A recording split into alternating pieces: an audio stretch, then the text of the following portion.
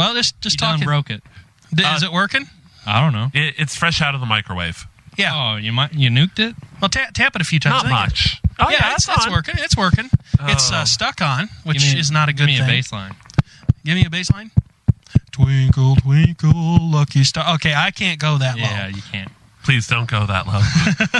How low can he go? Well, the standards around here, they have left the floor, and they are drilling well into the Earth's crust at this particular point. What's the low-end frequency response to that, Mike? I don't have any idea. I want to say that they quote 30 hertz, but I really doubt that's legitimate. Ooh. It's kind of like the specifications that they print on headphones. Even an SM58 is only good to, 50, maybe 40? I don't know for sure.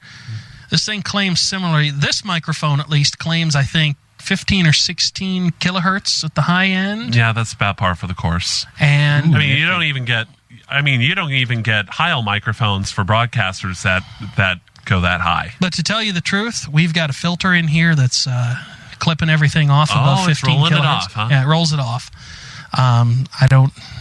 Well, one reason I turned that on, this thing has that 15.7 kilohertz filter in it to filter out television deflection whine, and that didn't used to be a problem, but now we have.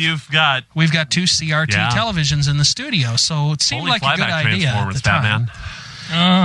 So Furhead, what have you been doing all day? Well, I haven't been doing homework. You haven't been doing your homework, okay? Your brother goes to college. And what hasn't your homework been about that you haven't been doing? Well, I got a couple math homework things I got to do. I got a psychology paper I got to write. I have a reading assignment I have to read, skim, and write a 2-page paper about. What kind of a paper does your psychology thing have to be about? Abnormal psych. Here we go. Here's your test subjects. Oh, psychoceramics? He's doing that, too. Psychoceramics. The study of crackpots. I walked right into that one. I can't believe you've never heard that one. I'm sorry. I've lived a sheltered life.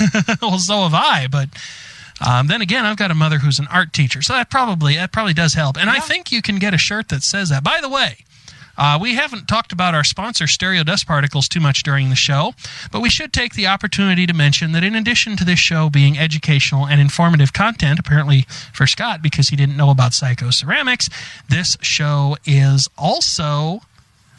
what was I going to say there? I lost my train of thought. Stereo Dust Particles cares, because the more you know. Whoa. You have an electro ball. Yeah, I have a plasma ball. I'm surprised nobody has commented on that. Of course, given the no-definition video, you probably can't really see it. No, it hasn't got... No, you're thinking Van de Graaff. It hasn't got anywhere near that kind of power. I'll tell you something else I've learned in my life.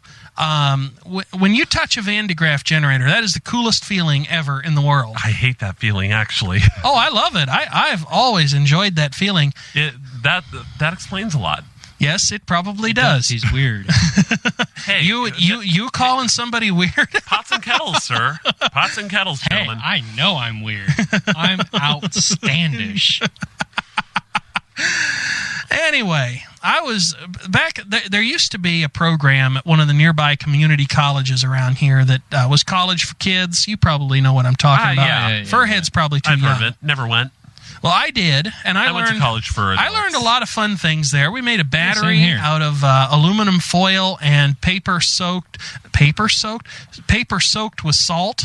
Ooh. It actually did work. It produced enough of a charge that you could feel it on your tongue. Now, never did try to power anything, but I was the guy who volunteered to touch the Van de Graaff generator in the room that we were working in. And it knocked him on his rump? No, it didn't. It actually felt really cool. It was like my entire body was vibrating, and I could feel my hair raising up. I'm sure my hair was really raising up at the time, but I don't know if you could actually feel it doing that. That'll take the curl right out of your hair.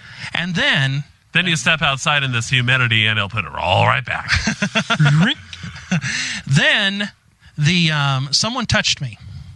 Someone touched my body, and all of a sudden, I'm getting really uncomfortable here. I never felt. Yeah, me too. Boy, I'll tell you, you two have dirty minds.